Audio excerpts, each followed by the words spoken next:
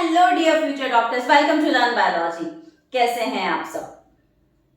हमने previous lecture में mitochondria complete किया था डबल मेम्ब्रेनस ऑर्गेनेल में। आज हम देखने वाले हैं plastid as a double membranous organelle. So let's start. आज के इस लेक्चर में हम बेसिक से लेके डेप्थ तक सारे पॉइंट्स कवर करेंगे और यहाँ से आपका क्वेश्चन बन सकता है, बिकॉज सेल बायोलॉजी पूरा जो आपका सेल स्ट्रक्चर एंड फंक्शन है, सेल साइकिल है, ये पूरा यूनिट इटसेल्फ एक इंपॉर्टेंट यूनिट है। सो लेट्स स्टार्ट। बच्चों, जब आप प्लास्टिड की बात करते हैं तो प्लास्टिड को डिफाइन करने के लिए सबसे बड़ी बात तो ये आ गई, what is this? This is a double membranous organelle. Plastid क्या है? एक डबल मेम्ब्रेनस ऑर्गेनेल है। प्रेजेंट इन, कहां मिलता है? Present in plant cell. और अगर प्रोकैरियोटिक यूकेरियोटिक की बात की जाए तो आपको पता है प्लांट सेल एक यूकेरियोटिक सेल है, तो प्लांट सेल में मिल रहा है जो कि एक यूकेरियोटिक सेल है। एंड इन यूग्लिनॉइड्स में देखने को मिलेगा। यूग्लिनॉइड्स क्या है? यूग्लिनॉइड आपके फोटोसिंथेटिक प्रोटिस्ट हैं। यूग्लिनॉइड्स क्या है? फोटोसिंथेटिक प्रोटिस्ट है। क्योंकि ये प्रोटिस्टा है तो हमें बोलना चाहिए कि it is also an example of eukaryotic cell. आइए, अब आप कहेंगे कहां पे मिल रहा है? प्लांट सेल में मिल रहा है, यूग्लिनॉइड्स में देखने को मिल रहा है। अब जो आपका प्लास्टिड है, it can be observed very easily under the microscope because they are large in size. ये साइज में कैसे होते हैं? बड़े होते हैं। तो हमें यहां पे बोलना चाहिए can be observed, can be observed easily under microscope क्यों? because they are large in size, so you can be observed easily. next, जब आप प्लास्टिड की बात करते हैं तो मुझे बोलना चाहिए कि प्लास्टिड के पास स्पेसिफिक टाइप ऑफ पिगमेंट्स देखने को मिलते हैं। They contain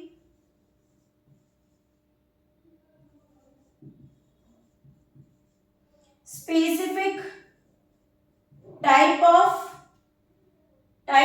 pigment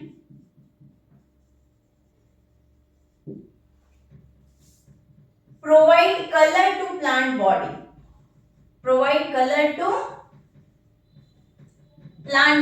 plant body को कलर देने का काम करते हैं।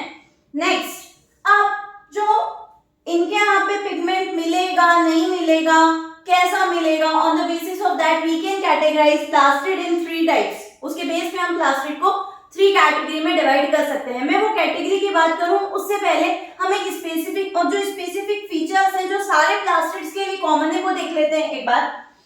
जब आप बोलते हैं प्लास्टिड, तो प्लास्टिड के जो स्पेसिफिक फीचर है उसमें पहला स्पेसिफिक फीचर है they are double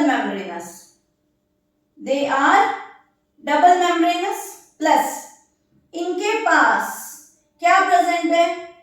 double stranded circular DNA. क्या प्रेजेंट है इनके पास? Double stranded circular DNA. फिर उसके बाद इनके पास क्या प्रेजेंट है? 70S राइबोसोम प्रेजेंट है। क्या प्रेजेंट है इनके पास? 70S ribosome. Okay, so these are the specific features which is common for all types of plastid. Now next में हम स्पेसिफिक बात क्या करेंगे? On the basis of types of pigment they have. ठीक है, एनसीईआरटी की लाइन है ये कि इनके यहाँ पे कौन से तरह का पिगमेंट मिलता है। On the basis of that we can categorize plastid in 3 category. So on the basis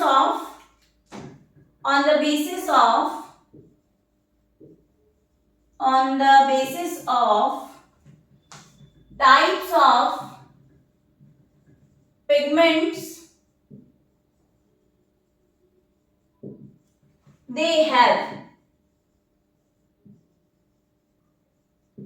इनके पास जो पिगमेंट होते हैं उनके बेस पे plastid can be categorised in 3 types. कौन कौन से 3 टाइप्स? ल्यूकोप्लास्ट, क्लोरोप्लास्ट और क्रोमोप्लास्ट। ल्यूकोप्लास्ट, क्लोरोप्लास्ट और क्रोमोप्लास्ट। वन बाय वन सबकी बात कर लेते हैं। चलिए, जब आप ल्यूकोप्लास्ट की बात करते हैं तो आपको पता है डब्ल्यूबीसी का दूसरा नाम क्या है? डब्ल्यूबीसी को आप ल्यूकोसाइट कहते हैं। वहां पे ल्यूको का मतलब क्या होता है? व्हाइट। वहां पे क्या है? ल्यूको का मतलब व्हाइट। तो अपन कह सकते हैं व्हाट इज ल्यूकोप्लास्ट। तो मुझे ध्यान रखना है, दीज आर कलरलेस और व्हाइट प्लास्टिड, कलरलेस और व्हाइट प्लास्टिड। ठीक है, उसके बाद यहां पे ल्यूकोप्लास्ट के लिए मुझे बोलना चाहिए दे स्टोर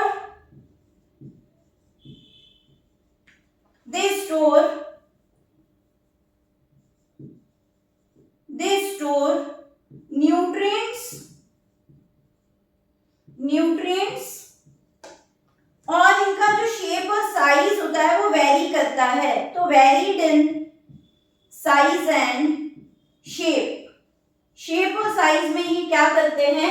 वेरी करते हैं। ठीक है, अब आप देखेंगे ल्यूकोप्लास्ट क्योंकि न्यूट्रिएंट को स्टोर कर रहा है। क्या कहा? ल्यूकोप्लास्ट क्योंकि न्यूट्रिएंट को स्टोर कर रहा है।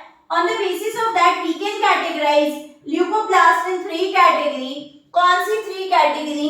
एक आपका है अमाइलोप्लास्ट, फिर उसके बाद आपका एलेओप्लास्ट, देन आपका एल्यूरोप्लास्ट। ठीक है, अमाइलोप्लास्ट जब आप 10th क्लास में पढ़ते थे तभी आपने एक स्पेसिफिक एंजाइम के बारे में पढ़ा था कि हमारे सलाइवा में एक एंजाइम मिलता है, उसका नाम है अमाइलेज एंजाइम और सैलिवरी अमाइलेज। उसका नाम अमाइलेज क्यों हुआ? बिकॉज आपका सैलिवरी अमाइलेज स्टार्च पे काम करता है। ठीक है, और जब आप स्टार्च की स्टडी करते हो तो वहां पे 2 वर्ड सुनाई देते हैं, अमाइलोज और अमाइलोपेक्टिन। तो यहाँ पे ऐसा प्लास्टिड जो अमाइलोज या स्टार्च को स्टोर कर रहा है उसे क्या कहा जाता है? अमाइलोप्लास्ट। ओके, तो यहां पे मुझे बोल देना चाहिए which store starch। नेक्स्ट, अगर यहां पे स्टार्च स्टोर कर रहा है तो मुझे एग्जांपल कहां पे देखने को मिल सकता है? ये पोटैटो में देखने को मिल सकता है, पोटैटो ट्यूबर में देखने को मिल सकता है। जहां पे भी food as a starch store है तो उसमें आपका अमाइलोप्लास्ट देखने को मिलेगा। जैसे रूट्स अगर फूड स्टोर कर रही हो और उनमें स्टार्च स्टोर है तो वहां पे भी आपको अमाइलोप्लास्ट देखने को मिल सकता है। ठीक है, नेक्स्ट देखेंगे एलेओप्लास्ट। जब आप एलेओप्लास्ट की बात करते हो तो आप क्या बोलोगे? स्टोर फैट और ऑयल। ठीक है, अब इसके एग्जाम्पल में बच्चों क्या आ सकता है? इसके एग्जाम्पल में आपका फैटी सीड्स जैसे कि कैस्टर सीड आ गए, ग्राउंडनट सीड्स आ गए, तो यहाँ पे आप बोल सकते हो सीजन सीड्स आ गए। ठीक है, तो कैस्टर सीड्स के अंदर आपको ये देखने को मिला। अब एल्यूरोप्लास्ट में एक वर्ड आया एल्यूरोन। क्या आया वर्ड? एल्यूरोन।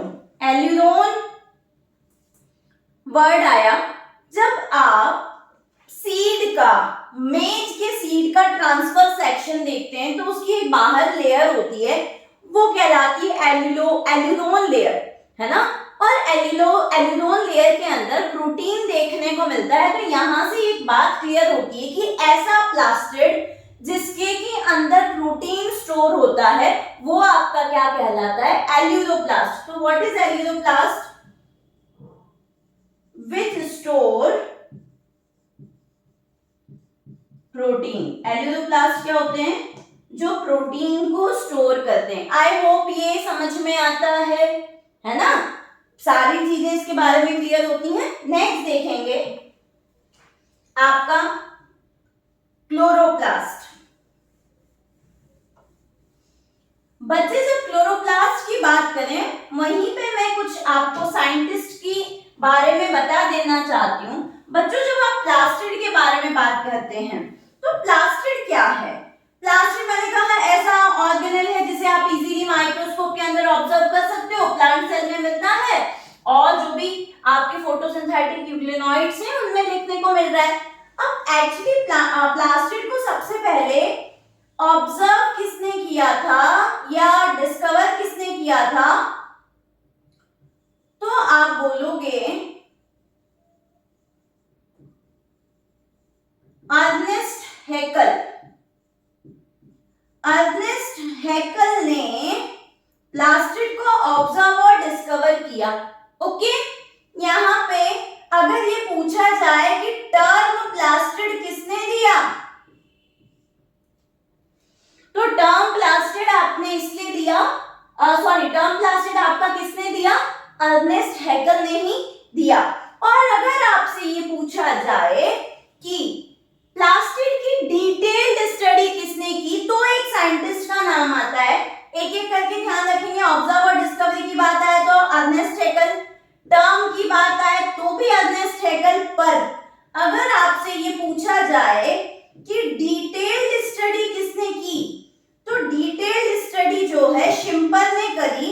और यहां से आपका एक पॉइंट निकल के सामने आता है कि शिम्पर ही वो साइंटिस्ट हैं जिन्होंने क्लोरोप्लास्ट को और क्लोरोप्लास्ट की स्ट्रक्चर को प्रॉपर एक्सप्लेन किया था। क्या किया था?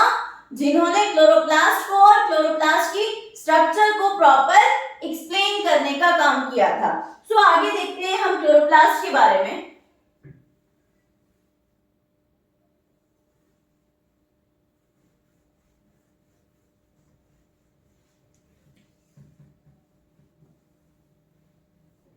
आइए,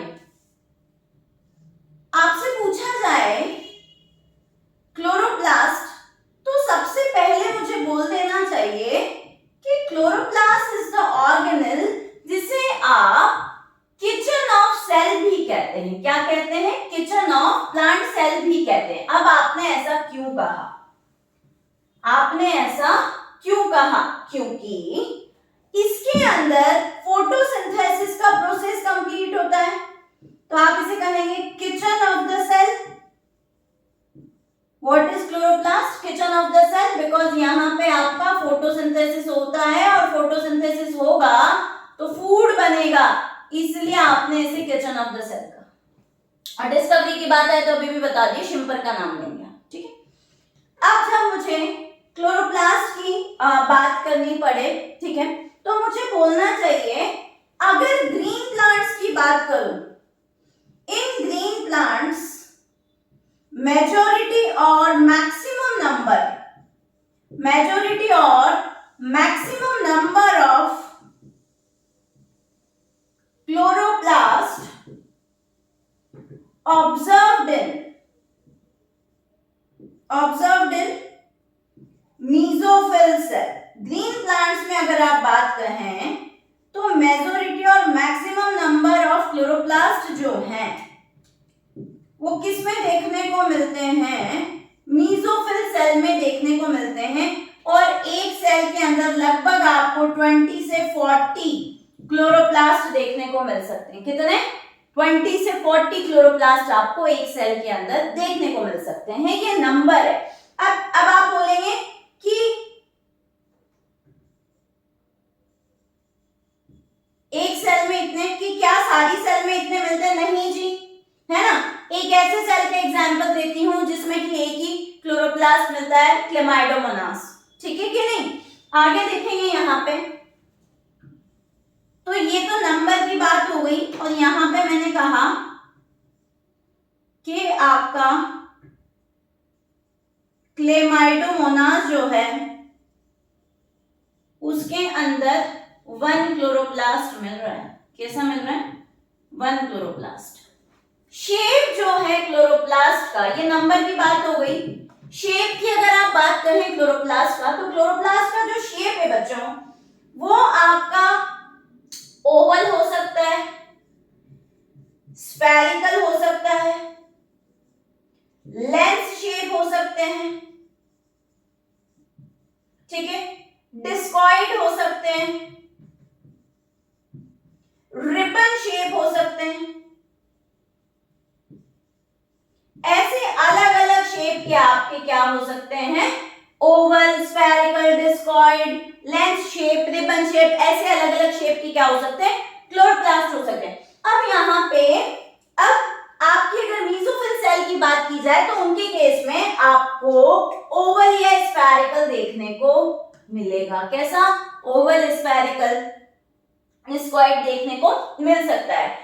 क्लोरोप्लास्ट जो क्लेमाइडोमोनास का है, ये क्लोरोप्लास्ट कैसा हो सकता है, कप शेप। कैसा हो सकता है, कप शेप। ओके, ऐसे ही आपका यूलोथ्रिक्स, यूलोथ्रिक्स के अंदर जो क्लोरोप्लास्ट है वो आपका गर्डल शेप या कॉलर शेप हो सकता है। ठीक है, नेक्स्ट स्पाइरोगायरा। तो ये जो रिबन शेप बात कही गई है ना, वो किसके लिए आप कह सकते हो, स्पाइरोगायरा में। स्पाइरोगायरा ग्रीन एल्गी है, ठीक है, इसमें भी आपका रिबन शेप क्लोरोप्लास्ट देखने को मिलता है। यूलोथ्रिक्स और स्पाइरोगायरा दोनों आपका क्या है, ग्रीन एल्गी का एग्जाम्पल है। आ रही है क्या बच्चों को बात समझ में, ठीक है। नेक्स्ट हम देखेंगे ऐसा जिग्नेमा जो होता है, ठीक है, उसके अंदर स्टार शेप देखने को मिलता है क्लोरोप्लास्ट। तो ये थोड़ा सा इंफॉर्मेटिव है, ये पॉइंट्स यहाँ पे ध्यान रखें। अब आप देखेंगे स्ट्रक्चर ऑफ क्लोरोप्लास्ट। क्या देखेंगे, स्ट्रक्चर ऑफ क्लोरोप्लास्ट।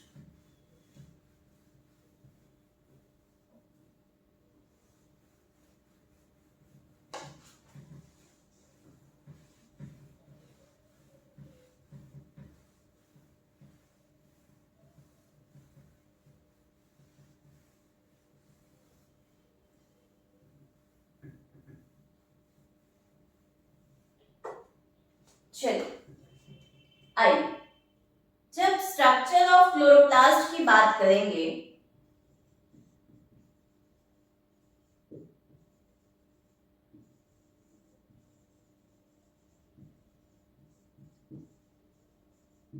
तो स्टार्टिंग में ही बता दिया कि जो आपके जो प्लास्टिड हैं वो कैसे हैं, डबल मेम्ब्रेनस हैं। सो यहां पे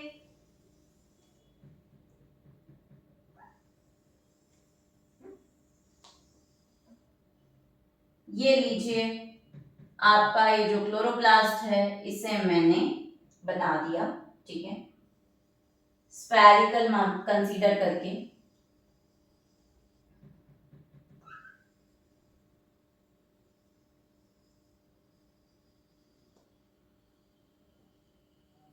ये क्लोरोप्लास्ट के अंदर क्या दिखाया है, it is double membranous structure. ये कैसा दिखा दिया, डबल मेम्ब्रेनस दिखा दिया, ठीक है।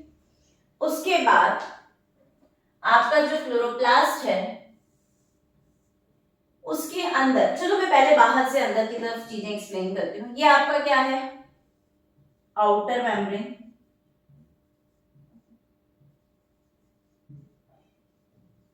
उसके अंदर क्या है, इनर मेम्ब्रेन,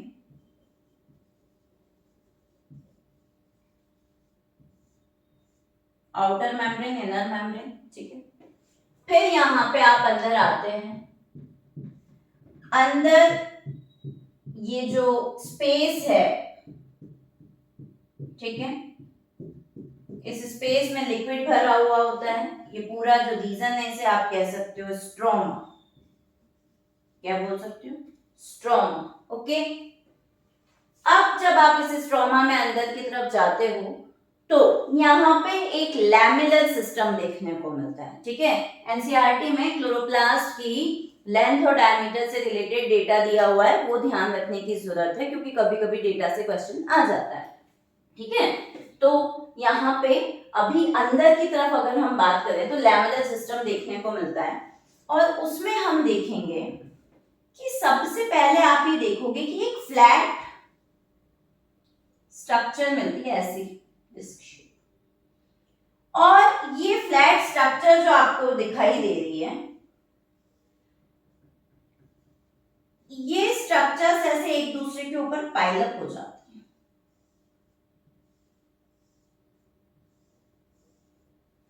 ठीक है। ये स्ट्रक्चर कैसी है, मेम्ब्रेनस है। एक स्ट्रक्चर की अगर मैं बात करूं यहाँ पे एक ही ऐसे, तो ये मेम्ब्रेनस है ऐसे, मेम्ब्रेनस स्ट्रक्चर, ठीक है। अब इसको और डिटेल में देखेंगे। तो ये स्ट्रक्चर ऐसे पाइलअप हो गई। ऐसे जब कभी भी आप सिर्फ एक इस फ्लैट स्ट्रक्चर की बात करें तो आप इसे बोलेंगे बच्चों थाइलेकोइड। क्या बोलेंगे, थाइलेकोइड, ओके। और ये पूरा जो है इसे मैं बोलूंगी ग्रेनम। क्या बोलूंगी, ग्रेनम। ग्रेनम आपका सिंगुलर है, ग्रेना प्लूरल, ओके, ठीक है। एक सेल के अंदर बहुत सारे ग्रेना देखने को मिल सकते हैं, तो यहीं पे मैं और आपके ग्रेनम बना दूंगी, ये लीजिए। फिर मैंने यहां पे भी बना दिया,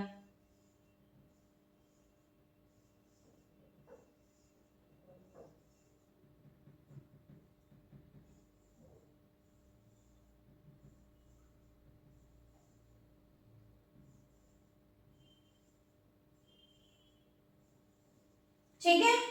और इन सबके बीच में एक स्ट्रक्चर है जो कनेक्शन बनाती है, मेम्ब्रेनस स्ट्रक्चर। और ये जो स्ट्रक्चर है जो दो ग्रेनम को जोड़ रही है, उसे आप क्या कहते हैं, स्ट्रोमा लैमेला। उसे आप क्या बोलते हैं, स्ट्रोमा लैमेला। बात समझ में आ रही है। ये जो ऐसे ग्रेनम है ये 40 तक देखने को मिल सकते हैं, ठीक है। तो ये तो अगेन ग्रेनम ही है, तो ये ग्रेनम और ये ग्रेनम, इन दोनों के बीच में ये जो मेम्ब्रेनस स्ट्रक्चर मिल रही है इसे बोला जाता है स्ट्रोमा लैमेला।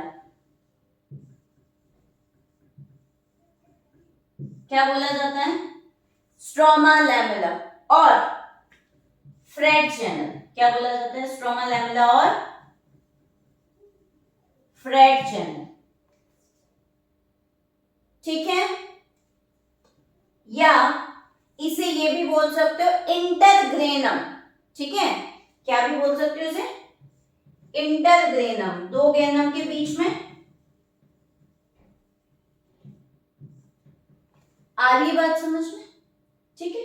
जब कभी इंटर शब्द यूज किया जाता है तो दो के बीच में, और इंट्रा यूज किया जाता है तो इनसाइड यूज किया जाता है, ठीक है। चलिए, तो यहां पे हमने इसे कह दिया स्ट्रोमा लैमेला, या इसको कह दिया आपका फ्रेड चैनल, ठीक है।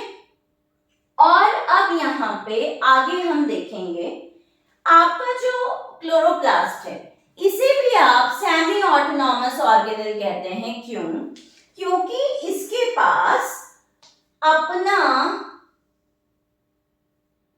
डबल स्ट्रैंडेड सर्कुलर डीएनए है, फिर इसके पास अपने राइबोसोम्स है। क्या है इनके पास, अपने राइबोसोम्स है, ठीक है। उसके बाद इनके पास अपने, क्योंकि ये फोटोसिंथेसिस कर रहे हैं तो स्टार्च होगा, तो ये जो बनाए हैं ये क्या है, स्टार्च ड्रॉपलेट्स है।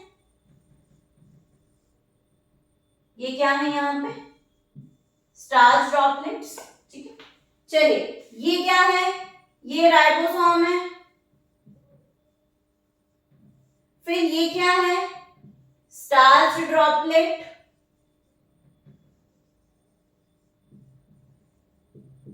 ठीक है।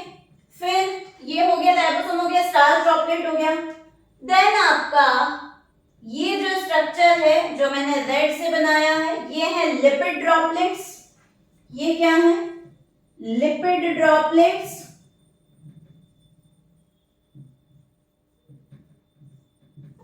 ठीक है। उसके बाद ये आपका क्या है, डबल स्टैंडर्ड सर्कुलर डीएनए। ये क्या है, double stranded circular DNA. Ribosome इनका कैसा है, 70S, ठीक है, ऐसे यहाँ पे प्रेजेंट होगा। देन हमको ये ध्यान रखना है कि ये तो पूरी स्ट्रक्चर के बारे में बात हो गई। अब बात ये आती है कि क्लोरोप्लास्ट जो है वो क्लोरोप्लास्ट आपके ग्रीन प्लास्टिड होते हैं।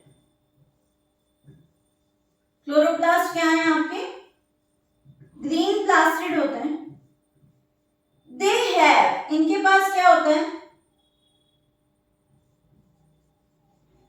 कैरोटीनॉइड्स प्लस क्लोरोफिल, दोनों देखने को मिलते हैं। कैरोटीनॉइड्स और क्लोरोफिल दोनों देखने को मिलते हैं।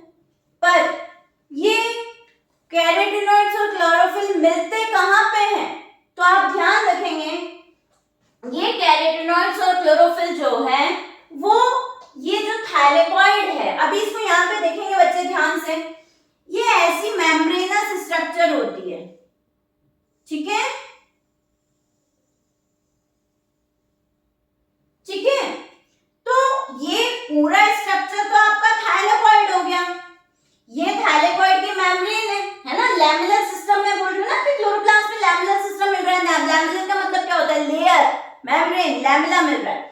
तो यहाँ पे आपके पिगमेंट्स मिलेंगे, यहाँ पे क्या मिलेंगे, आपके पिगमेंट्स मिलेंगे, यहाँ पे क्लोरोफिल वगैरह मिलेंगे। और इसके बीच में जो खाली स्पेस होगा उसे क्या कहा जाएगा, उसे ल्यूमेन कहा जाएगा। ओके, तो this single structure is thylakoid जो कि मेम्ब्रेन से कवर है, उसके बीच में जो स्पेस है दैट इज ल्यूमेन, और मेम्ब्रेन से एसोसिएटेड है स्पेसिफिक पिगमेंट, और बीच में जो स्पेस है उसे क्या कहा आपने, ल्यूमेन।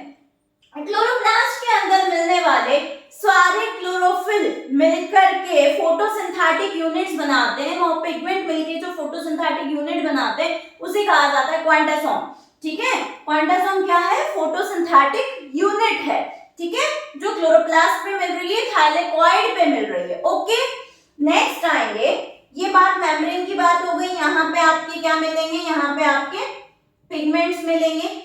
ये जो मेम्ब्रेन होती है ये भी कैसी होती है, लिपिड और प्रोटीन की बनी हुई है।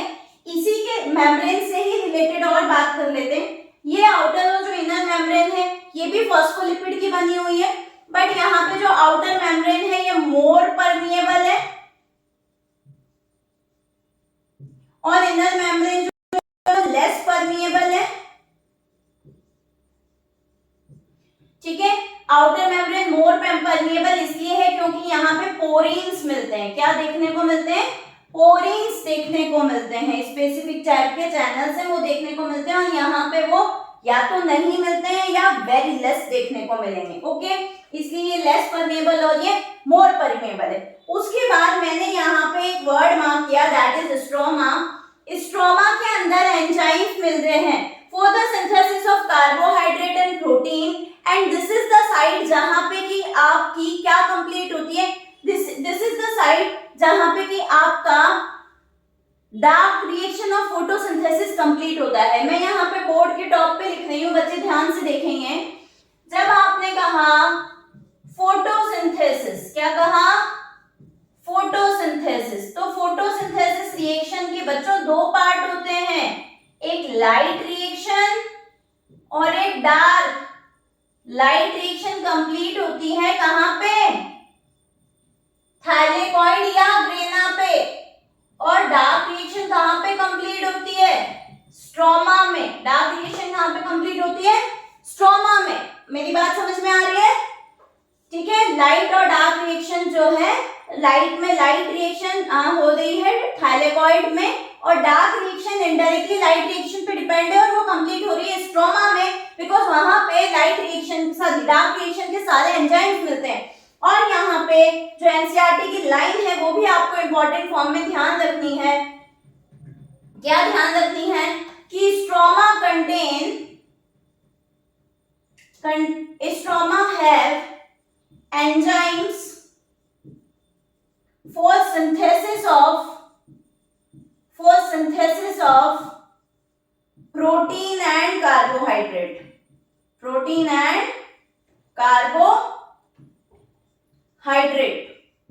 के सिंथेसिस के लिए वहां पे एंजाइम्स प्रेजेंट है। Got it? So stroma, membranes और ये लैमेलर सिस्टम का पॉइंट बच्चों को क्लियर होता है।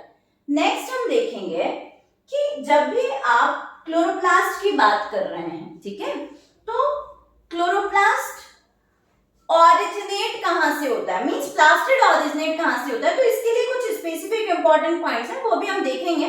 क्या है उसमें बात कि ये इंपॉर्टेंट बात है कि कहीं ना कहीं हर एक सेल के अंदर जब वो इमेच्योर स्टेज में होती है तो उसके पास प्रोप्लास्टिड होते हैं। क्या होते हैं उसके पास?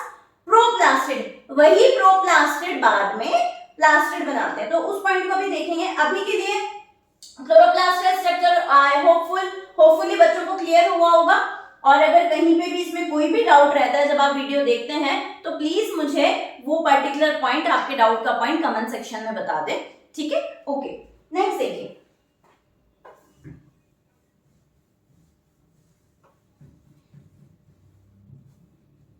क्लोरोप्लास्ट के अंदर खुद का डीएनए है, ठीक है, तो ये क्लोरोप्लास्ट जो है प्रीवियस क्लोरोप्लास्ट से या प्लास्टिड से बनता है, ठीक है। और इस तरह से, क्योंकि ये फोटोसिंथेटिक साइट है, मैंने पूरी स्ट्रक्चर में आपको एक्सप्लेन किया। ये आपका क्या कहलाता है? ये आपका किचन ऑफ द सेल कहलाता है। यहां पे डायग्राम में एक और वर्ड आप ऐड कर लेना, आउटर और इनर मेम्ब्रेन के बीच में स्पेस होता है। आउटर मेम्ब्रेन और इनर मेम्ब्रेन के बीच में स्पेस होता है। उस स्पेस को आप क्या कहते हो? पेरीप्लास्टिडियल स्पेस। पेरीप्लास्टिडियल स्पेस कहते हो, ठीक है। ये वर्ड वहां पे ऐड कर देना, ठीक है। और दोनों मेम्ब्रेन किसकी बनी हुई है? फॉस्फोलिपिड की बनी हुई है। परमेबिलिटी की बात हो गई, स्ट्रोमा की बात हो गई, डीएनए की बात हो गई, ग्रेनम, थैलेकॉइड, इंटरग्रेनम, फ्रैट चैनल जिसे अपन कहते हैं उसकी बात हो गई, ठीक है। और पिगमेंट्स की बात हो गई, ठीक है। क्लोरोफिल अगर आप बोला तो वहां पे देखने को मिल रहा है, कैरोटीनॉइड देखने को मिल रहा है, फोटोसिंथेटिक यूनिट क्या कहलाती? क्वांटासोम कहलाती है। नेक्स्ट और लास्ट जो प्लास्टिड आपका है बच्चों, उसकी बात करते हैं। नेक्स्ट और लास्ट प्लास्टिड जो है वो है आपका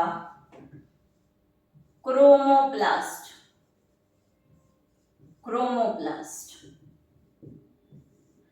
क्रोमोप्लास्ट मीन्स, क्रोमा का मतलब कलर होता है, तो यहां पे आपने बोल दिया कलरफुल प्लास्टिड। और इस क्रोमोप्लास्ट के अंदर आपको मेनली कैरोटीनॉइड्स देखने को मिल रहे हैं। कैरोटीनॉइड्स, कैरोटिन, जेंथोफिल देखने को मिल रहे हैं। अगर पूछा जाए क्लोरोफिल तो आपका आंसर होना चाहिए या तो वेरी लेस अमाउंट में या फिर एब्सेंट होता है। क्रोमोप्लास्ट में अगर क्लोरोफिल के बारे में पूछा जाए तो आप क्या कहेंगे? या तो इन वेरी लेस अमाउंट या फिर एब्सेंट होता है, ठीक है। उसके बाद ये जो आपके क्रोमोप्लास्ट होते हैं वो कहां देखने को मिलते हैं? Present in petals of flower, petals of flowers and fruits। कहां पे देखने को मिलेगा? फ्लावर के पेटल में और फ्रूट्स में देखने को मिलेगा। मीन्स आपका जो फ्लावर को कलर प्रोवाइड करने का काम करता है वो कौन कर रहा है? क्रोमोप्लास्ट कर रहा है। उसके बाद आपका जो फ्रूट है वो भी डिफरेंट कलर के, किसकी वजह से? आपका क्रोमोप्लास्ट की वजह से दिखाई दे रहे हैं। मतलब किस रेंज तक का कलर जो है आपके क्रोमोप्लास्ट दे सकते हैं, तो आपको बोलना चाहिए येलो हो गया, ऑरेंज हो गया, रेड हो गया, ठीक है, ये सब रेंज के कलर आपका क्लोरोप्लास्ट देता है, ठीक है। अब जब कभी भी आपके सामने वैक्यूल आए, वैक्यूल के अंदर भी स्पेसिफिक टाइप ऑफ पिगमेंट्स देखने को मिलते हैं। तो अगर वाटर सॉल्युबल पिगमेंट्स की बात की जाए तो वो कहाँ पे देखने को मिलेंगे? वाटर सॉल्युबल पिगमेंट जो हैं आपके, वो आपके वैक्यूल में देखने को मिलेंगे। ओके, नेक्स्ट देखें, इसको ऐसे समझ सकते हो, देखो गाजर को जब काटते हो और पानी में डालते हो तो क्या पानी का कलर रेड होता है? पता है, जब बीट रूट को कट करोगे और पानी में डालोगे ना तो पानी का कलर रेड हो जाता है, पर गाजर को काट के ऑयल में डालोगे ना तो ऑयल का कलर कैसा हो जाता है? रेड हो जाता है। मींस गाजर में जो पिगमेंट मिल रहा है वो कैसा है आपका? फैट सॉल्युबल, जबकि बीट रूट में जो पिगमेंट मिल रहा है वो कैसा है? Water soluble. तो ये वाटर सॉल्युबल और फैट सॉल्युबल पिगमेंट का डिफरेंस होता है, ठीक है। तो अगर आपसे वैक्यूल और इसकी बात आ जाए क्रोमोप्लास्ट की, तो फैट सॉल्युबल और वाटर सॉल्युबल पिगमेंट का डिफरेंस है। नेक्स्ट हम, क्योंकि मैंने ही अपने प्रीवियस लेक्चर में जब वैक्यूल बताया था तो वहां पे कुछ पिगमेंट्स के बारे में बात कही थी। नेक्स्ट देखेंगे बच्चे, नेक्स्ट और मोस्ट इंपॉर्टेंट पॉइंट कि प्लास्टिड कैसे ओरिजिनेट होता है ना। तो हमें बोलना चाहिए कि पुराने प्लास्टिड में रेप्लिकेशन के थ्रू बनता है, ठीक है। सेल डिवीजन जब होता है तब बनता है प्लास्टिड, ठीक है। अभी आप ऐसे मान करके चलिए कि आपके पास एक इमैच्योर सेल है। क्या है? एक इमैच्योर सेल है और एक मैच्योर सेल है। तो जो इमैच्योर सेल थी ना उसमें प्रोप्लास्टिड था। क्या था? प्रोप्लास्टिड था। और मैच्योर सेल में क्या बन गया? प्लास्टिड बन गया। इस इमैच्योर सेल का क्या हो गया?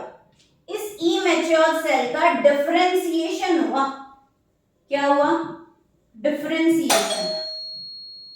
इस इमैच्योर सेल का क्या हुआ? डिफरेंशिएशन हुआ।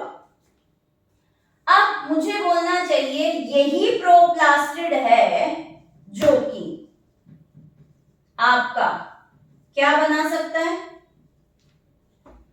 ल्यूको, क्लोरो और क्रोमो बना सकता है। क्या बना सकता है? ल्यूको, क्लोरो और क्रोमो। इस तरीके से इनका ओरिजिनेशन होता है एक एक करके, ठीक है। इतनी बात क्लियर होती है। अब यहाँ पे मैं तुम्हें कुछ स्टेजेस बताती हूँ जहां पे चेंजेस होते हैं। कैसे? जैसे अगर आप सबसे पहले टमाटो देखेंगे, टमाटो की early stage is green, then जब वो राइपन्ड हो जाता है then next stage is red. तो ये चेंजेस आपको देखने को मिलते हैं। सेम चेंज आप चिली में भी देख सकते हो। जैसे टमाटो है,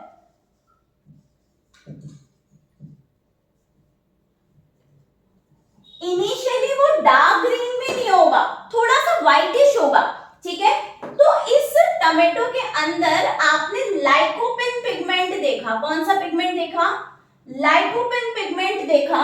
और यहीं पे आपको कन्वर्जन देखने को मिल सकता है ल्यूको, क्लोरो, क्रोमो। ओके, ऐसे चेंजेस, सेम चीज will be observed in chilli. Chilli के केस में भी आपको देखने को मिल सकता है कलर चेंज। तो आप बोल सकते हो कि क्लोरो और क्रोमो। मैंगो के केस में भी, ठीक है। तो what is proplastid? Immature cell में जो प्लास्टिड की स्टेजेस होती दैट इज प्रोप्लास्टिड, और मैच्योर सेल के अंदर वो प्लास्टिड की स्टेज किसमें कन्वर्ट हो जाती है? मैच्योर सेल में वो प्लास्टिड जो स्टेजेस वाइज, ठीक है, depends on the type of cell, it may be leucoplast, it may be chloroplast और इट मे बी क्रोमोप्लास्ट, ठीक है। उसके अकॉर्डिंग उनका फॉर्मेशन होगा। और इस तरीके से आपको, जैसे मैंने अभी टोमेटो वाला एग्जांपल दे दिया कि वहां पे आपको ग्रीन और फिर रेड बनता हुआ दिखाई दे रहा है, चिली में भी रेड और ग्रीन बनता हुआ दिखाई दे रहा है। ऐसे अलग अलग चीजें, अलग अलग पिगमेंट देखने को मिलता है। तो इस तरीके से अलग अलग तरह के पिगमेंट होते हैं, इनके बारे में इनके बारे में बहुत ज़्यादा डिटेल में समझने की इतनी रिक्वायरमेंट नहीं है। बात सिर्फ इतनी है कि इमेच्योर से मैच्योर कैसे फॉर्म होता है और कैसे प्रोप्लास्टिड से प्लास्टिड बनता है, डिवीजन होता है। आई होप मेरे बच्चों को यहाँ तक का वीडियो पूरा समझ में आया होगा, क्लोरोप्लास्ट और प्लास्टिड क्लियर हुआ होगा। और फिर भी कोई डाउट है तो let me know in the comment section, और जो भी कोई टॉपिक आपको मुझसे पढ़ना है तो भी let me know in the comment section. And wish you all the best. बहुत बहुत बहुत अच्छे से पढ़ाई करो, और अच्छे से पढ़ाई करोगे तो डेफिनेटली सिलेक्शन होगा। And thank you so much for watching this video, and if you like this video, hit like, share and subscribe. Thank you so much.